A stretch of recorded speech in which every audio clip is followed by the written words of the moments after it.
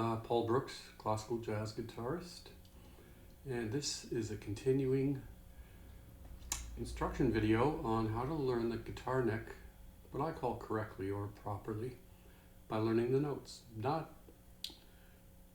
dots, not tablature, actually learning the notes. So I encourage you to print out a piece of staff paper because you're going to need to write out the scales that we're doing. And today we're going to cover the 4th string. We've done the first 3 strings up to the 12th fret and back down, which you've written out, and done the scales up and down and up, reading the notes, naming the notes, and looking at the paper. So today I want you to write out the D string. The D is the space below the first line on the staff, D. So if you write a scale from D up to D and then back down, D down, we'll start to learn that in 1st position, 5th position, and 9th position. So the 4th string is D open, which is the space below the first line.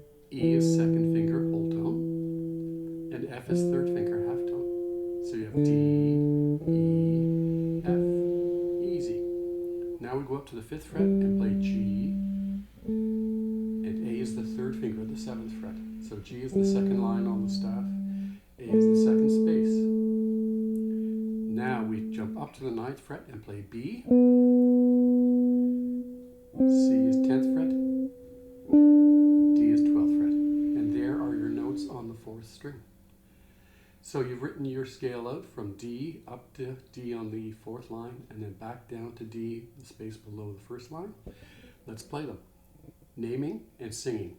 D, E, F, G, A, E, C, D, D, C, B, A, G, F, E, D.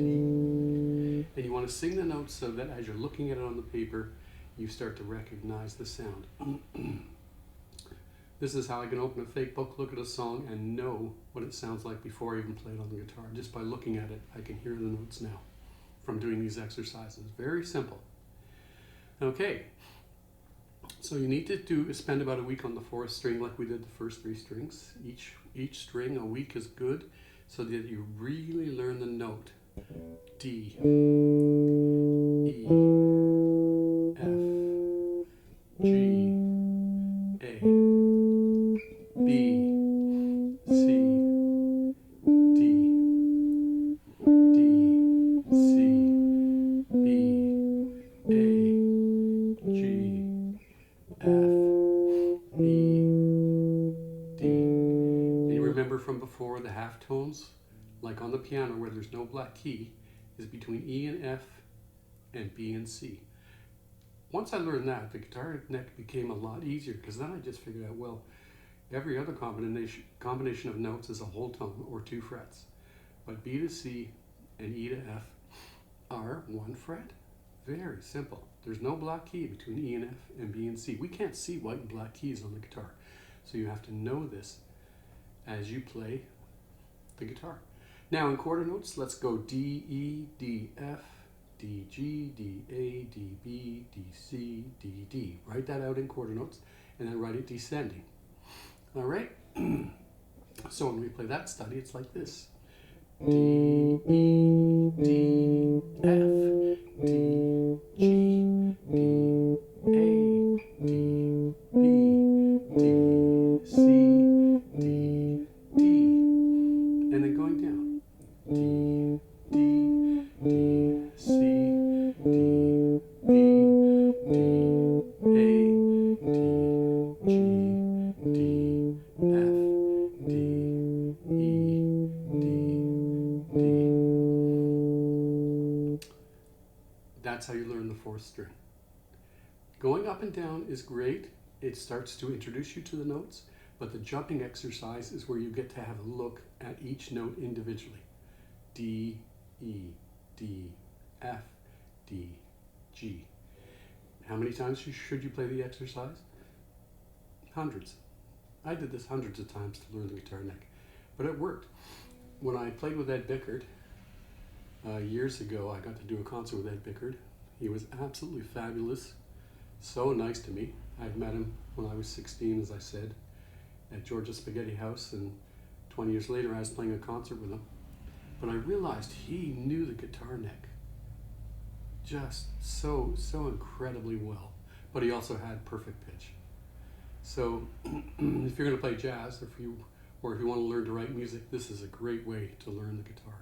Okay, and then we'll do the scales. I want you to write them out: D up to D and back down to D, like we did before on the first, second, and third strings. So it's D, E, F, G, A, B, C, D. Descending: D, C, B, A, G, F, E, D. Now do the same thing on E.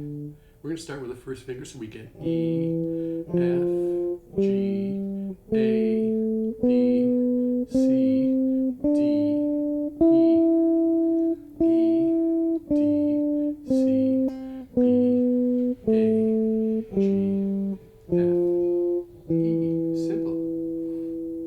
F, we start with the second finger, because we have a whole tone from F to G. So it's F, G, A, B, C, D, E, F, F, E, D, C, B, A, G, F. Same thing, you go up to G, start with the second finger. G, A, B, C, D, E, F, G, G, F, E, D, C, B, A, G. Beautiful. Now do it from A. Write it out. A, B, C, D, E, F, G, A, G, F, E, D, C, B, A. And there was no position change. We were able to do it without a position change. Up to B with the first finger, 9th fret on the 4th string. B, C, D, E, F, G, A, B, B, A, G, F, E, D, C, B. And lastly, C, start with the second finger. C major scale. C, D, E, F, G, A, B, C. C, B, A, G, F, E, D, C. Beautiful. Just beautiful. Then I want you to write the scales out where you go up the D scale. G, E, F, G, A, B, C, D. Slide up to E. Come down the E scale. E, D, C, B, A, G, F, E. Go up the F. G, A, B, C, D, E, F. Down the G. E, D, C, B, A, G. Up the A. B, A, B, C, D, E, F, G, A. Down the B. G, F, E, D, B, C. Up the C. B, C, D, E, F, G, A, B, C. And then reverse them. Come down the C, up the B, down the A, up the G, etc. That's really a great exercise because you get to go across the 3 strings. Why don't we do 4 strings? Let's just stick with 3. 3 is enough right now to learn. You know, you're trying to learn the neck slowly and correctly. So you have to take your time with it. Okay, try that, and we'll go on to the 5th string next lesson. Please hit like and subscribe if you want to see more videos. Thank you.